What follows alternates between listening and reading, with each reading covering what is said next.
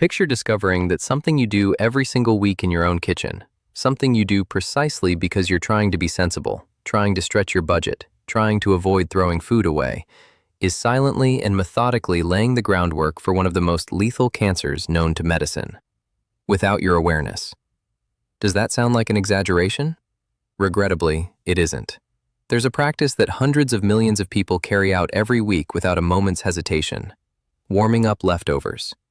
And the reality of what occurs inside 5 very specific foods the second time they're exposed to heat is something most people will live their entire lives never learning. In the next few minutes, I'm going to walk you through exactly which 5 foods pose the greatest danger when reheated, what they chemically become inside your body the instant you press that button, and why that transformation traces a direct line to one of the cancers with the bleakest survival statistics in all of modern medicine: pancreatic cancer. My name is Dr. Dan Carter, and I'm going to share something today that I believe every person who prepares meals at home has a right to know. Because I've sat across the desk from too many patients who received a devastating diagnosis and looked me in the eye and asked, "Why didn't anyone warn me about this sooner?" I'm finished keeping quiet. Now here's what you need to grasp before we begin. Your pancreas never sends you a warning. It doesn't ache when it's sustaining damage. It doesn't swell. It doesn't transmit any signal while the harm accumulates silently inside it across months and years of the wrong daily habits. By the time you notice something wrong enough to seek medical attention, the cancer has, in the vast majority of cases, already advanced beyond the point where any meaningful intervention is possible. The 5-year survival rate sits below 12%. That figure is why every detail I'm about to present matters so profoundly. Because at least 3 of these 5 foods are in your refrigerator right now, at this very moment, waiting to be warmed up tonight. Food 1. Reheated fried food. Let's open with the one I'm certain will stun you the most, because it involves something the entire health and wellness sphere has been urging you to consume more of for the past 2 decades. Think about those crispy, golden fries left over from last night, the ones you covered up and told yourself you'd finish tomorrow. That fried chicken you wrapped carefully in foil because discarding it felt wasteful. That leftover spring roll tucked in the back of your fridge. What do you do the following day? You probably pop it in the microwave, or even worse, heat a splash of fresh oil in a pan to restore the crunch. It's at precisely that moment that you activate a chemical process inside that food against which your pancreas has virtually no defense. And here's the detail almost nobody shares with you. Cooking oils, particularly the ones most people already have on their kitchen shelf right now, sunflower oil, corn oil, soybean oil, are highly unstable when subjected to heat. When you heat them a second time, they undergo profound oxidative degradation, and that process generates a category of toxic compounds known as aldehydes. The 2 most hazardous ones carry names you'd likely struggle to pronounce: 4-hydroxynonenal and malandialdehyde. But the names aren't what you need to retain. What matters is understanding what they do once they're inside you. Free radicals unleashed from reheated oil behave like hundreds of sparks flying off an uncontrolled blaze, each one tiny, hurtling in random directions, landing on your healthy cells, destroying them from within, including the DNA that instructs each cell how to grow, when to halt, and when to die on schedule. When that code is corrupted often enough, the cell stops obeying instructions. It begins multiplying when it shouldn't. That is how cancer takes root. And here's what makes this terrifying. Your pancreas is among the most susceptible organs to this particular form of assault. When you ingest food saturated with these aldehyde compounds, your body launches a full-blown inflammatory response in an effort to contain the destruction. But if you're consuming reheated fried food multiple times a week, and I want you to pause right now and answer honestly, how many times did you reheat something fried just this week? Share that number in the comments. Because here's what that habit inflicts on your body each and every time. Your system never gets to switch off that inflammatory response. A perpetually inflamed pancreas is a pancreas attempting to perform delicate precision work inside a building engulfed in flames.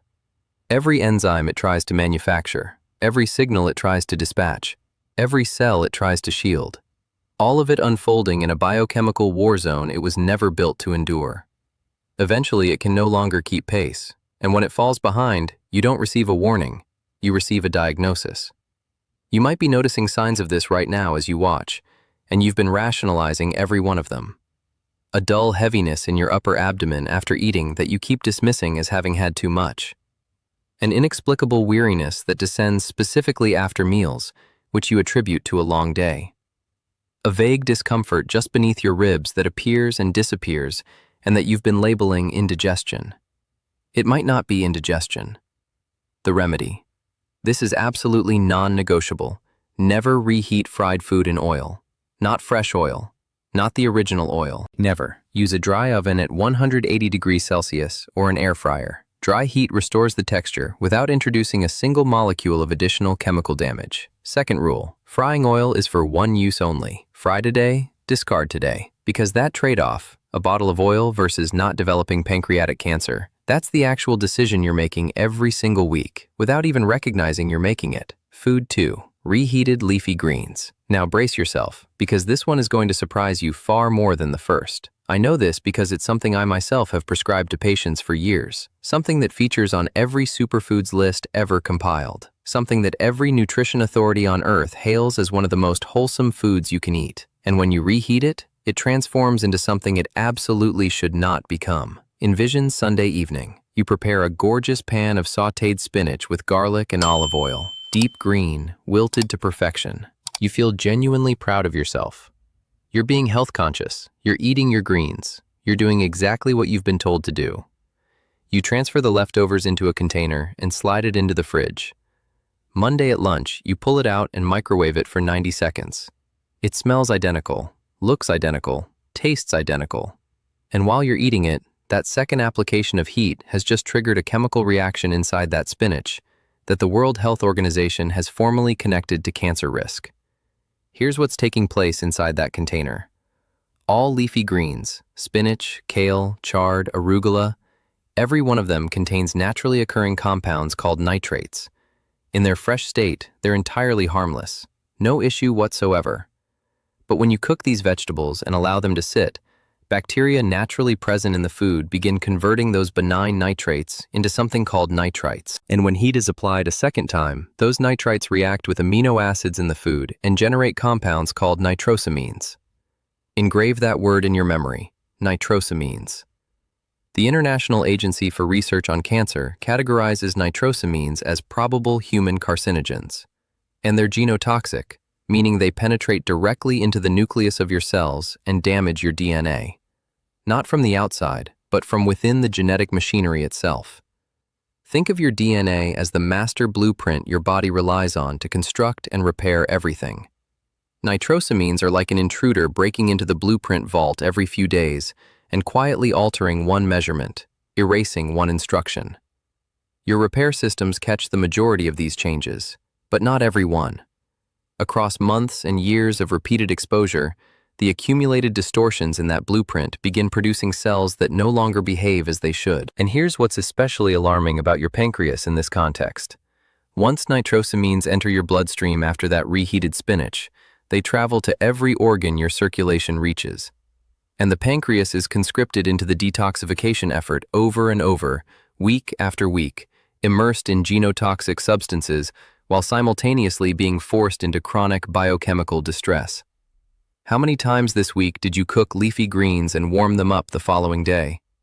Post the actual number in the comments, because most people do this in complete innocence, and that innocence is precisely what makes it perilous. The remedy: eat your cooked greens cold. Cold cooked spinach folded into a grain bowl, tossed through a salad, wrapped inside a tortilla. Every nutrient remains intact. Zero nitrosamine formation, because there's no second exposure to heat. If you need them warm, cook only the quantity you're going to eat right now. Not a batch for the entire week, just this sitting. And if you absolutely must reheat, do it once only. Each additional heating cycle multiplies nitrosamine production. That isn't a figure of speech, that's chemistry. Food 3. Reheated rice. Now, the third food. And I suspect this will be the most startling thing we examine today, because it is the most unassuming food imaginable. No bold flavor, no pronounced aroma, and the threat lurking inside it cannot be detected by any of your senses. Think about the pot of rice you prepared a few days ago. You made a generous batch because it's more convenient that way. You've been warming up portions of it each day. This is entirely standard practice. Every household on the planet does this. And concealed within that rice, from the precise moment it stopped cooking and began cooling, a biological process has been quietly unfolding that most people have never once been cautioned about. I need to introduce you to a microorganism called Bacillus cereus. This bacterium is present in uncooked rice from any grocery store anywhere in the world. Cooking destroys the active bacteria, but it does not destroy the spores. A spore is a fortified biological survival capsule that certain bacteria produce specifically to withstand conditions that would otherwise kill them. Boiling water cannot eliminate them. Standard cooking temperatures cannot penetrate them. They sit dormant in your perfectly prepared rice, entirely invisible, entirely undetectable by smell or taste, waiting for the temperature to descend into their ideal proliferation range, which is precisely the temperature of your kitchen counter as that rice cools after cooking. The instant the temperature falls, those spores activate. They reproduce. They manufacture toxins.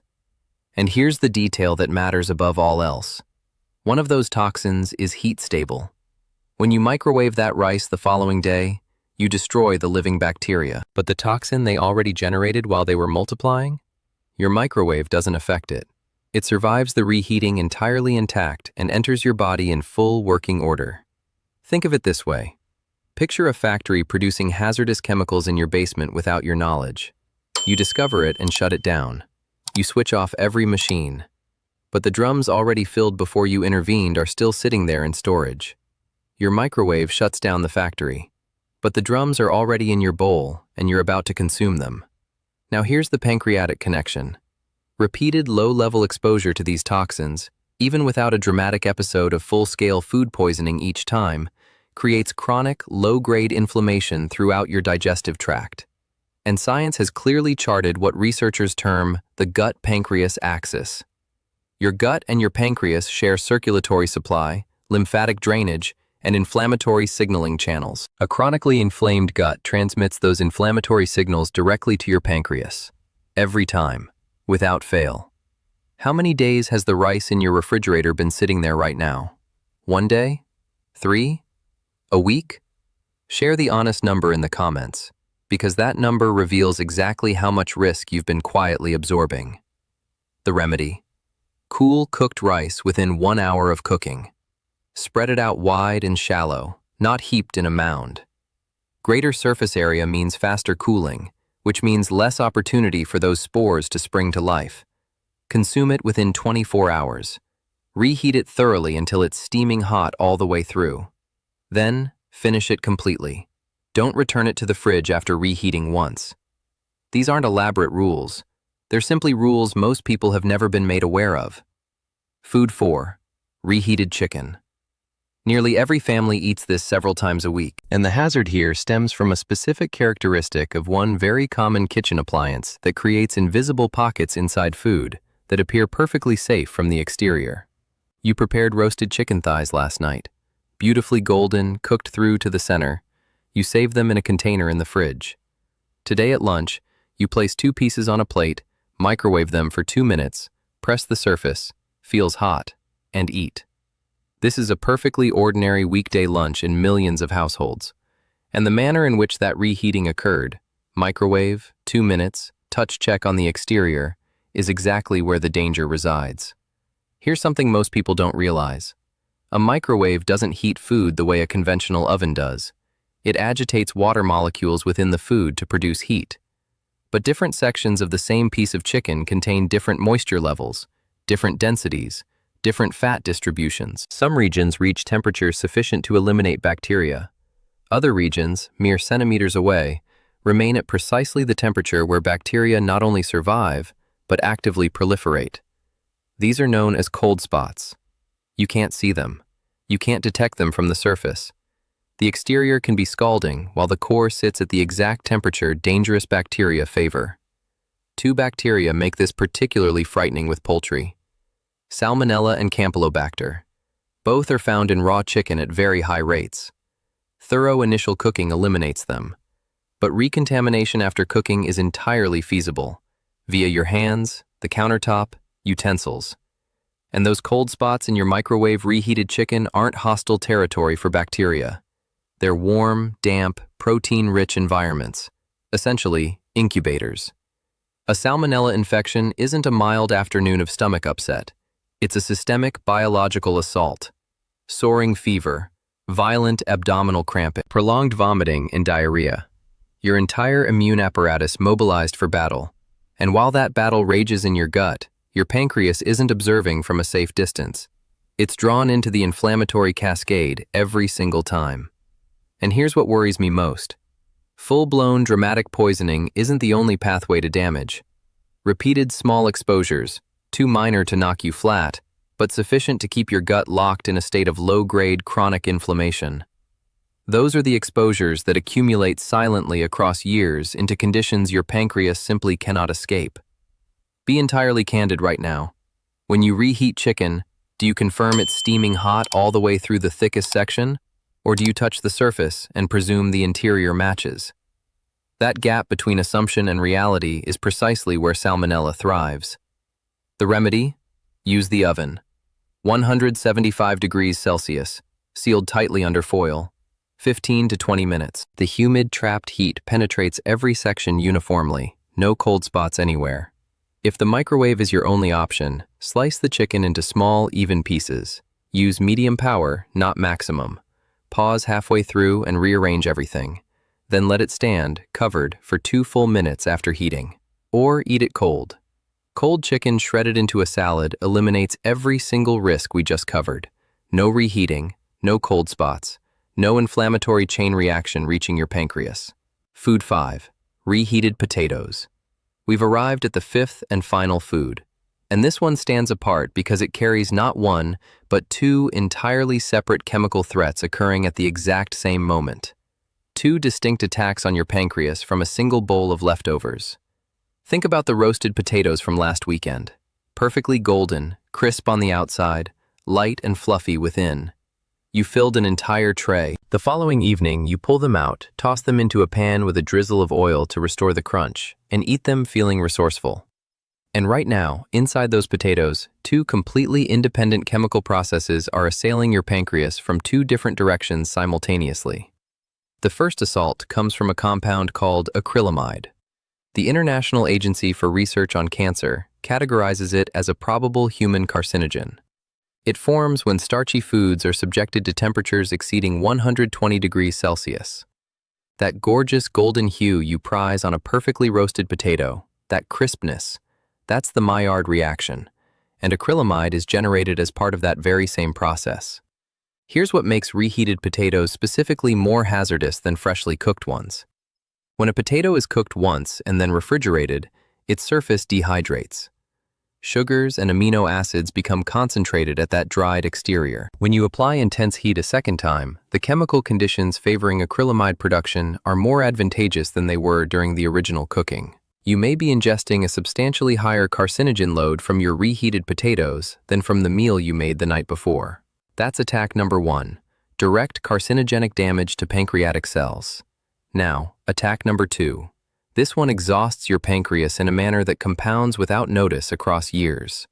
When potatoes are cooked and then allowed to cool completely in the refrigerator, something remarkable takes place. A portion of the ordinary starch inside converts into resistant starch. Resistant starch is genuinely beneficial. It tempers blood sugar responses. It decelerates glucose absorption. It nourishes beneficial gut bacteria. A cold cooked potato is metabolically a fundamentally different food than a hot one. The instant you reheat that potato at high temperature, that resistant starch reverts to regular, rapidly digestible starch. The advantageous transformation that occurred during cooling is undone in 90 seconds in your microwave. What was gentle on your blood sugar is now a spike. And who bears the burden of that spike? Your pancreas, specifically the beta cells responsible for producing insulin, compelled into a sudden, massive, urgent release. Once? Perfectly normal. But 3 times weekly, every week, for years? Those beta cells are being driven into repeated emergency production events. They fatigue. They grow less responsive. They deteriorate. And progressive beta cell exhaustion is a documented pathway toward the chronic conditions that precede pancreatic cancer. 2 assaults simultaneously every single time you reheat those potatoes. And if you refry them in oil, you're layering the dangers of food number 1 on top of food number 5. Maximum acrylamide. Maximum oil oxidation. Every single hazard from this entire discussion concentrated into one dish. How many times this week did you reheat potatoes? Share the honest number right now. The remedy? Eat your cooked potatoes cold whenever it's feasible. Cold potato salad dressed with quality olive oil, a splash of vinegar, fresh herbs. It may sound odd until you try it. You preserve all the resistant starch. You eliminate additional acrylamide. And you give your pancreatic beta cells a meal they don't have to fight against. If you need them warm, steam them, or use the gentlest heat that merely removes the chill. Warm, not hot. And never, under any circumstances, refry a previously cooked potato. A fresh potato fried once is an entirely different chemical event than a cooked potato fried twice. We've now covered all 5. And before you move on, I need to tell you something that matters more than all the information we just explored. If you've been doing these things for years, it isn't too late. The human body possesses a capacity for recovery that genuinely humbles me. Chronic inflammation can subside. Damaged cells are continuously replaced by new ones. The conditions we discussed are not a sentence, they're a starting point. And every better decision you make from this moment forward steers you in the right direction. What I'm asking you to take away from today isn't fear. Fear immobilizes. What I'm asking you to take away is the specific, practical understanding that empowers you to make one different choice tonight. When you open that refrigerator, fried food, reheat it dry in an oven or air fryer, never in oil. Leafy greens, eat them cold or cook only what you need for the meal in front of you. Rice, cool it rapidly, refrigerate within the hour, consume within 24 hours. Chicken, oven, not microwave, or eat it cold. Potatoes, cold whenever possible or gentle low heat. Small habits practiced consistently across months and years. Your pancreas has been laboring on your behalf in total silence every single day of your life, never once requesting anything in return. Start giving it something back. I'm Dr. Dan Carter. If this offered you something of real value today, think of one person you love right now. Your mother, your partner, your closest friend, someone who reheats rice every day and has never heard any of this. Send them this video right now, not tomorrow, right now. That may be the most important thing you do today. Look after yourselves. I'll see you in the next one.